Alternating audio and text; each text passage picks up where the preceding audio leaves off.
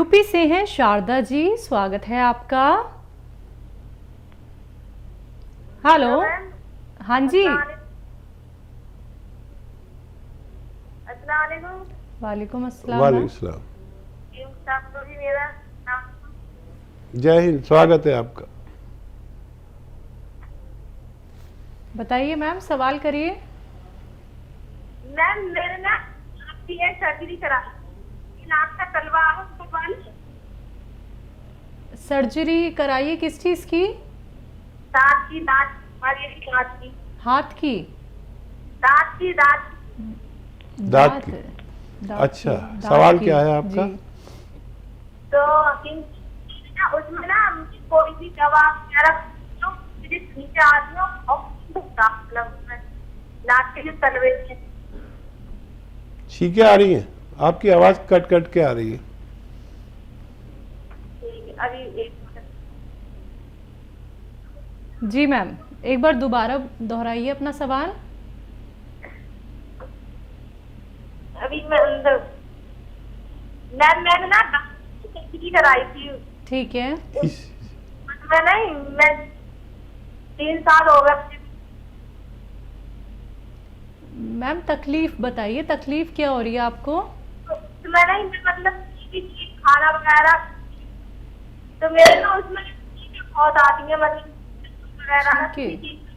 करूँ तो चीजें बहुत आती है और ना मुंह या मुंह से भी आता मुझे। हकीम साहब, छींके बहुत आ रही हैं, उससे आगे की बात समझ नहीं आ रही हाँ है। बेटा, आपकी आवाज ऐसे लहरा के आ रही है दरिया के पानी की तरह, कभी आती कभी नहीं। छींके अगर आ रही हैं तो आप इम्यूनिटी पर काम करें। इम्यूनिटी यानी रोग प्रतिरोधक क्षमता आप में कम है। जिसको भी छींके, खांसी, बलगम, नज़ला रहता है तो वो जब तक नहीं जा सकता जब तक इम्यूनिटी पूर्ण रूप से ना हो। इम्यूनिटी कम हो जाती है। तो इम्यूनिटी का नुस्खा मैं अक्सर बताता ही हूँ। सपिस्तान, उन्नाब, अलसी, 3 चीज़ें 100-100 ग्राम लें। सपिस्तान, उन्नाब, अलसी 100-100 ग्राम, और इसमें 30 ग्राम पीपले मिलाकर इसका पाउडर बनाकर आप 1 चम्मच सुबह 1 चम्मच शाम खाया करें। गर्म पानी से खट्टी चीज़ें छोड़ दिया करें, बिल्कुल खट्टी चीज़ें, नींबू, इमली, आम का अचार सब छोड़ना पड़ेगा।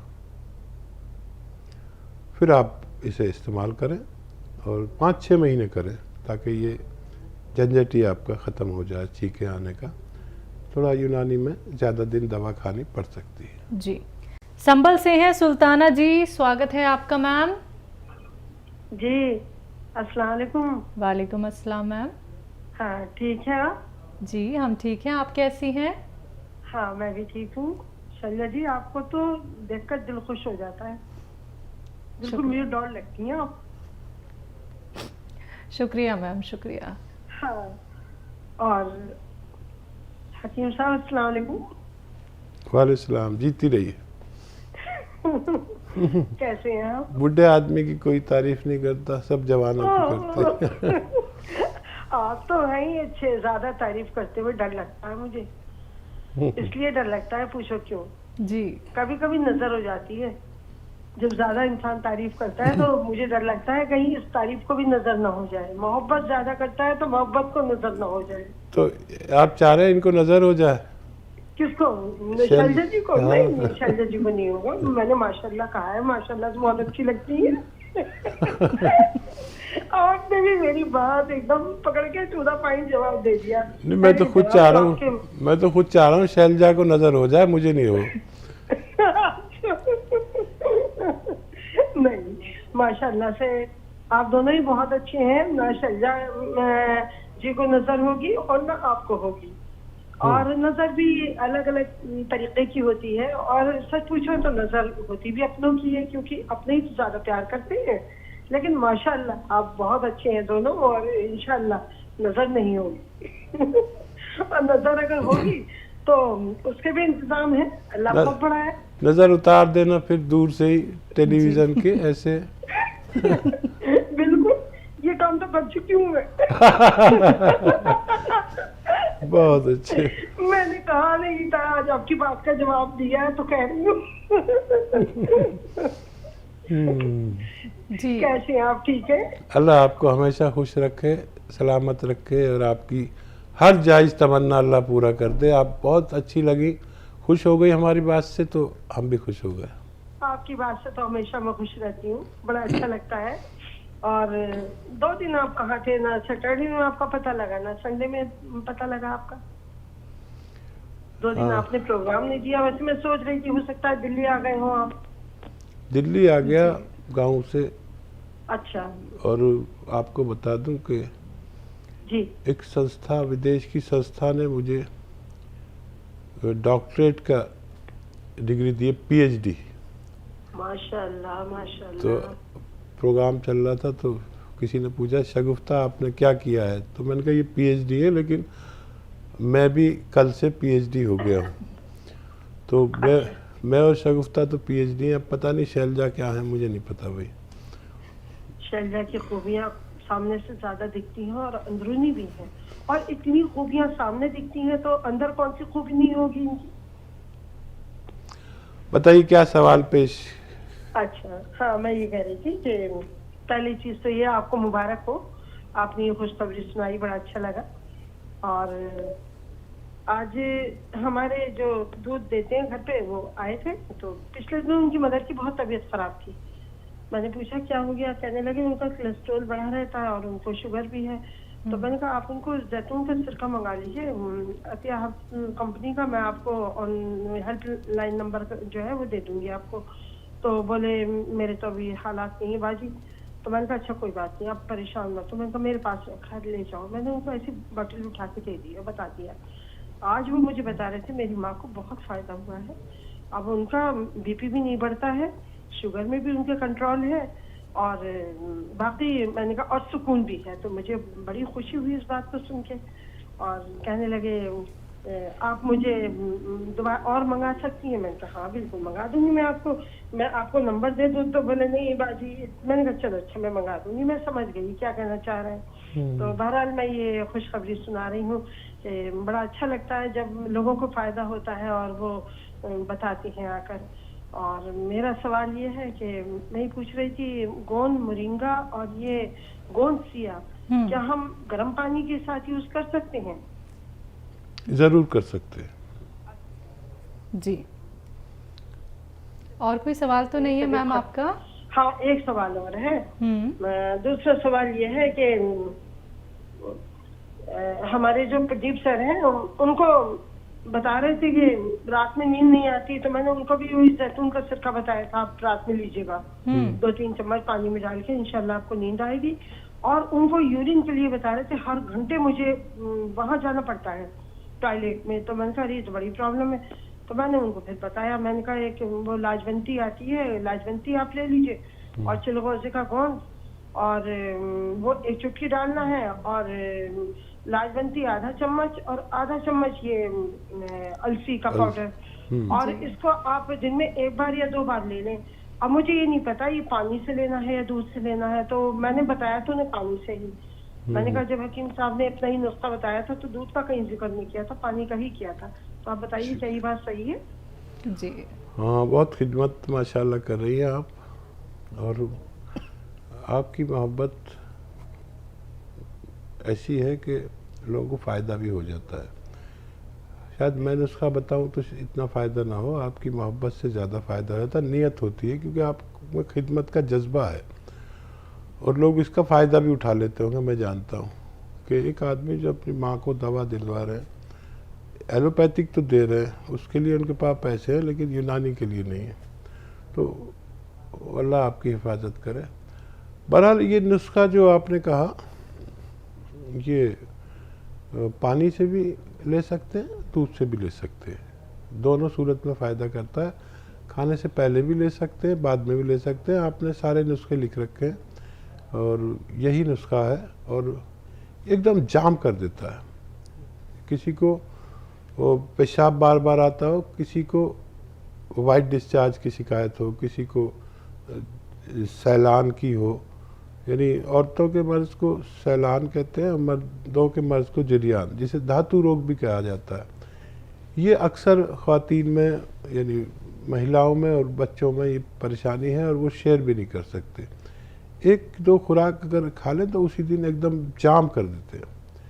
ये घरेलू नुस्खा है, आपको याद है, और उनको बहुत अच्छा काम करेगा और उन्हें ज़रूर दीजिए। बहुत शुक्रिया हमारे साथ जुड़ने के लिए। अगले कॉलर हैं शारदा जी, स्वागत है आपका।